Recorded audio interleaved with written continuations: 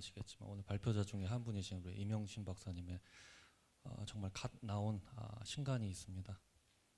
때마침 또 거버넌스 주제입니다. 많이들 사서 보시기 바랍니다. 정가 18,000원, 온라인 할인 받으면은 16,300원 정도 될 겁니다. 아마. 여러분, 저도 책을 한 4권 썼는데요. 다른 분이 제가 부탁도 안 했는데 이런 데서 책 소개를 이렇게 해주면은 저는 마음속으로 저분에겐 충성을 다해야 되겠구나. 정말 마음속으로 다짐했습니다. 이게 책이 잘 안 팔리거든요, 특히나. 그러나 비영리 영역에만 국한된 게 아니라 공공과 또 영리, 비영리를 아우르고 있기 때문에 쓰임새가 더 많을 거라고 생각합니다. 네, 고맙습니다. 이런 거 기대하고서 하는 거는 아닙니다. 지금 제가 드리려는 말씀은 결국 우리의 모든 거버넌스의 문화, 그러니까 제도적으로 아무리 설치해도 잘 안 돌아가는 이유가 뭘까? 우리가 이론은 다 알고 있다. 책 2권 읽으면 다 안다. 근데 현실 속에서는 그런 건강한 거버넌스가 안 나타나는 이유가 뭘까? 그리고 그 대안이라는 게 현실 속에 존재할까라는 게 끝없는 의문점으로부터 시작됐습니다. 거버넌스 건강하게 하자라는 이론보다 저는 이렇게 환대하고 인정하는 분위기가 먼저여야 된다는 거 이번에 자원봉사 이음을 통해서 배웠습니다. 같이 한번 확인해 보실까요? 자, 제 거 그대로 이어가면 되나요? 네, 좋습니다. 여기 있네요.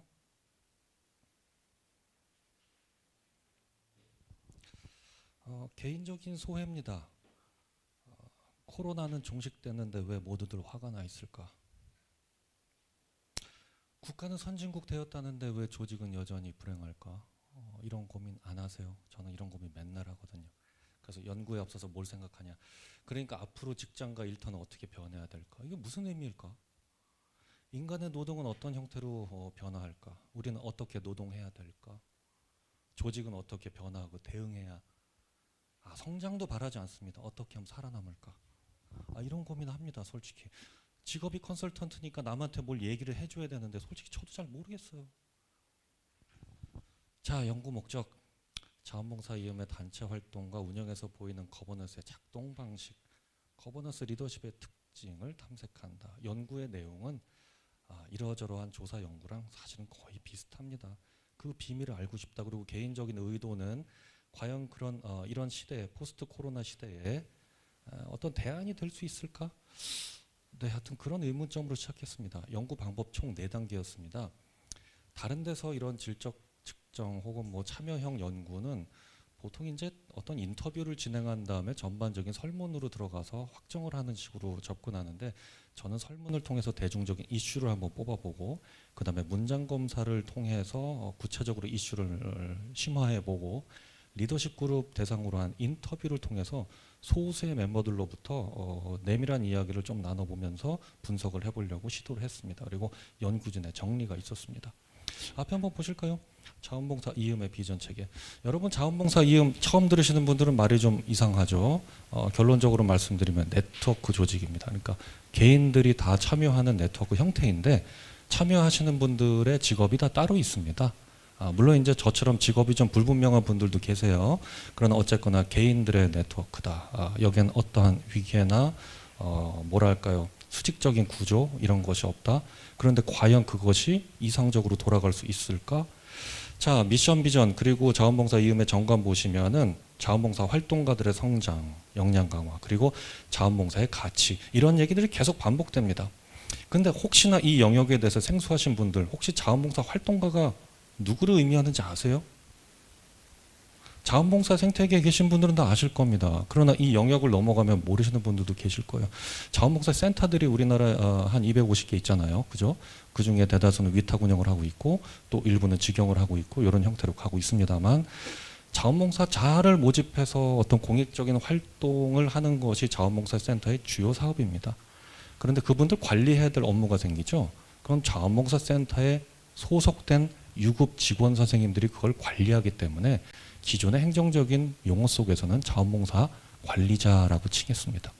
리더라서 매니저라는 관리자가 아니라 관리 업무를 하니까 자원봉사 센터의 직원이다 그러면 자원봉사 관리자라는 용어가 통용이 됐었습니다. 자, 자원봉사 활동가라는 이 언어는요, 법적인 언어가 아닙니다. 이분들이 만드신 거예요. 왜 그랬을까요? 자, 자원봉사 이음의 구성과 사업입니다. 실체가 있는 큰 규모의 회원 멤버십 제도를 둔 네트워크다 이렇게 보시면 되겠고요.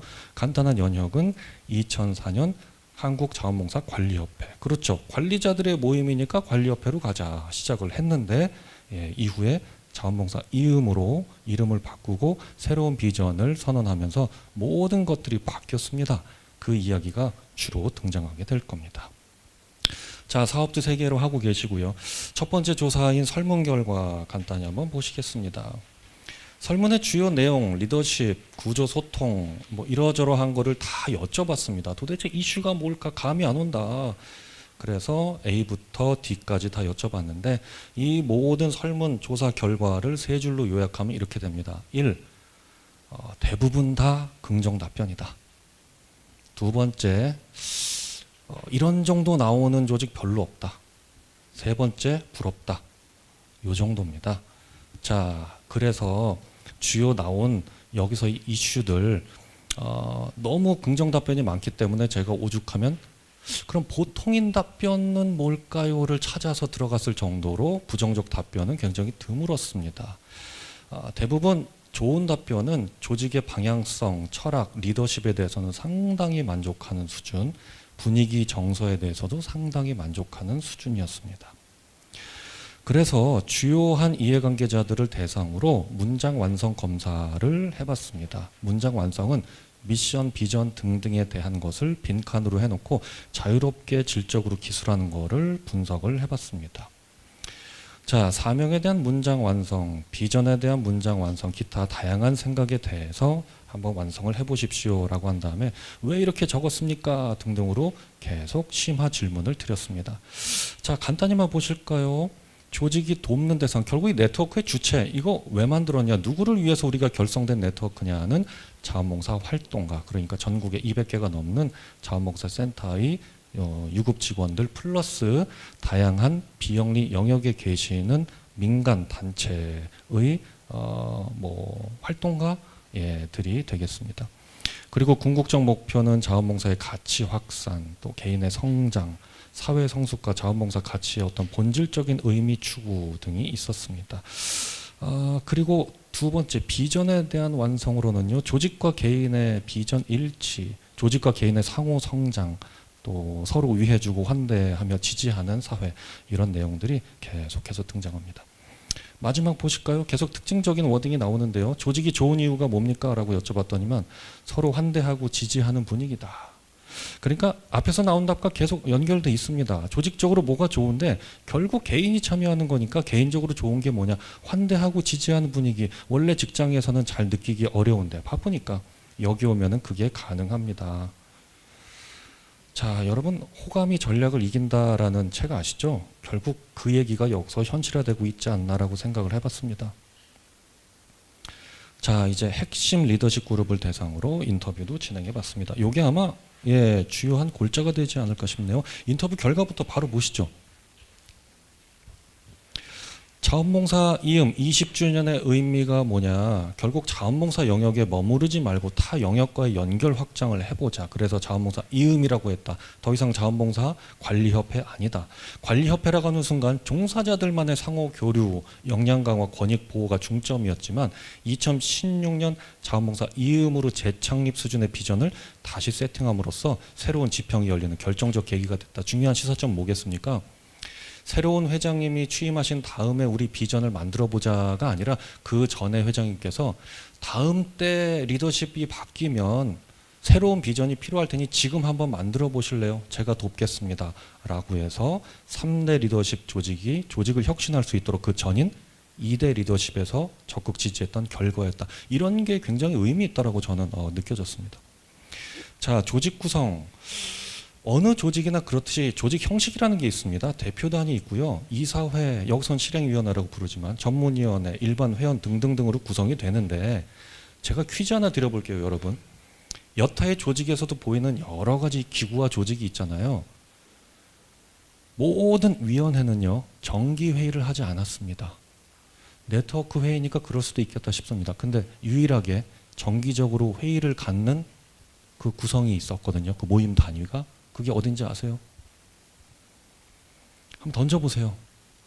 우리가 보통 생각하면 이사회가 제일 중요하니까 이사회 정도는 그래도 월 한 번이라도 정기적인 회의를 갖는 거 아니었을까? 제 예상은 다 깨졌고요. 사안별로 모인다. 근데 자원봉사다. 비슷한 예입니다. 여기서 정기적으로 유일하게 회의를 하는 건 뭐였냐? 밑에 써 있는 거. 소모임 지기들의 연합회의. 소모임이 한 7개 있잖아요. 맞죠? 철학 공부, 걷기 모임, 그림 그리기, 영화 보기. 요 모임의 모임지기들은 정기적인 회의를 합니다. 이게 왜 중요할까요, 여러분? 그리고 저는 이걸 왜 중요하다고 생각할까요? 대부분 네트워크가 상층에서의 어떤 질서로서 운영이 될 거라고 믿으시는데요. 결론은 뭡니까? 사람들이 여기 찾아오지 않으면은요, 거버넌스가 빵빵해도 의미가 없습니다. 왜? 월급 주는 것도 아니잖아요. 좋아서 나타나는 거 아닙니까? 내가 좋아야 하는 거 아니에요? 그야말로 자원봉사 센터에서 일하다가 여기 와도 자원봉사를 할 수도 있는 거 아닙니까? 그럼 왜 올까 이분들이? 우리 자원봉사위원은 좋은 조직이요. 들어오세요. 가입하세요. 젊은 층한테 이게 될까요? 그러나 소모임은 뭘 얘기합니까? 복잡한 거 아직은 몰라도 돼요. 그러나 여기 와서 비슷한 우리 동료들끼리 한번 의견 나눠봐요. 마음을 기대봐요. 당신은 중요한 일을 하고 있습니다. 자원봉사 원래 본질이 그런 거거든요. 의미 부여를 해주고 대선배들이 어떻게 살고 있는지 그 모범적인 모습을 살펴보고 그러면서 뭐 깨닫고 좀 재미도 있고 그런 거 아니에요? 그렇게 잘 활동하면서 새로운 회원을 등장시킨다. 그분들은 철저하게 잘 돌봄을 해야 될 대상들이다. 그분들이 몇 년이 숙성이 되면 이제 중요한 위치로 올라가서 우리가 말하는 거버넌스에서 어떤 역할을 하실 거다. 이게 앞으로 우리가 해야 되는 네트워크가 살아가야 될 길이 아닌가라고 저도 생각했습니다. 사업의 성장과 작동 원리, 여기도 사업이 있습니다. 당연히. 그리고 사업팀도 있습니다. 탐구팀, 실험팀, 함께팀. 자, 재미있는 시사점 뭡니까? 상근자가 거의 없다시피 한 자원봉사 이음. 여기 팀장은 누가 할까? 팀이 3개면 최소한 팀장이 3명이어야 되는데 누가 할 것 같아요? 자원봉사 이음의 부대표 3분. 부대표 3분이 팀장을 겸한다. 좋은 점은 뭡니까? 조직의 몰입도가 높다. 조직 따로 사업 따로가 아니다. 사업이 곧 조직의 방향이다. 조직의 성장이 사업의 성장과 일치한다. 자, 개인적인 참여 동기, 몰입 요인, 소속감 뭘까요? 1번, 개인의 욕구와 조직의 비전이 연결된다. 가능할까요? 소모임이 있기 때문에 가능하다고 판단했습니다. 노는 거 맞는데요. 노는 것만 하지는 않습니다. 맞아요? 둘째, 참여자 모두 자기 현장이 있지만 각자의 현장에서 풀어지지 않는 문제를 서로 나누는 네트워크다. 보조금 받아서 쓰는 기관에서 뭐 자아 실현할 수 있겠어요? 그러나 생각은 있겠죠. 그 욕구 여기서 한번 실험해보자. 우리가 보장하겠다. 참여 안 할 수 있을까요? 셋째, 환대받을 때 소속감을 느낀다. 제가 오늘 이거 방문 여기 들어오자마자 우리 자원봉사 이음 선생님들이 저를 되게 반겼거든요. 되게 환대했어요, 진짜. 제가 사실은 몸값이 좀 비싼데 돈 많이 받고 어디 가도요 환대 못 받을 때도 있어요. 황당하게도. 홀대하거나 하대합니다. 근데 저분들 저 환대했거든요. 저는 또 마음속으로 뭐라고 생각했겠습니까? 네, 그렇습니다. 결국 환대의 의미가 뭡니까? 존중한다, 배려한다. 칭찬이 아니라 인정하자. 그 존재를 인정하자. 사람 누구나 인정받고 싶어 하죠. 자, 시사점 한번 정리해 볼까요? 관리에서 활동이다.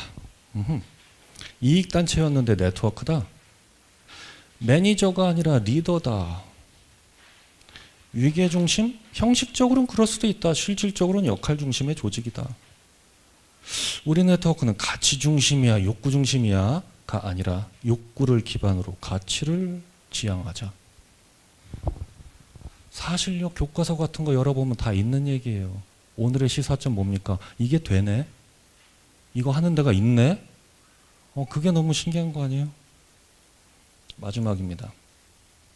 책 속에 갇혀있던 거버넌스에 관한 좋은 이론들이 현장에서 실제 구현 가능하다는 사실 제가 봤어요. 우리는 어떠한 거버넌스를 지향해야 하는지 모르는 바가 아니다. 그러나 그렇게 실천하기 어렵다는 사실에 늘 좌절한다. 자원봉사 이음은 왜 가능했을까? 저의 마지막 결론은요. 결국은 이 얘기입니다. 너무 당연한 얘기로 끝나서 허탈하실 수도 있는데 결국 이론이 현실로 다가오게 할 땐 누군가의 헌신이 필요할 겁니다. 여기 있는 리더분들 높은 도덕성, 헌신성에 그 답이 있다. 도덕성과 헌신성의 반론은 자원봉사의 본질적 가치를 확신하지 않고서는, 확신입니다. 확신하지 않고서는 불가능하다. 확신하지 않는데 내가 여기 헌신해야겠다는 생각이 나올 리는 없습니다. 건강한 조직 문화 만들자라는 구호보다 중요한 건 리더 자체가 건강하면 팔로워는 그걸 배우고 자연스럽게 배울 겁니다. 이것을 우리는 조직 문화에서 정서적 전염이라고 부릅니다. 배우기 싫건 배우고 싶건에 관계없이 당신은 당신 리더로부터 전염된다. 저도 우리 아버지의 어떤 이상한 성격을 끊어내려고 되게 노력 많이 하거든요. 여러분도 아시죠? 어느샌가 제가 그런 성격을 그대로 하고 있어요. 제 딸한테. 바로 이런 자의식, 자기 객관화 이런 것들로부터 건강한 조직 문화 시작한다. 그것이 우리가 말하려는 협력적 거버넌스가 아닌가라고 생각했습니다. 수고하셨습니다. 고맙습니다.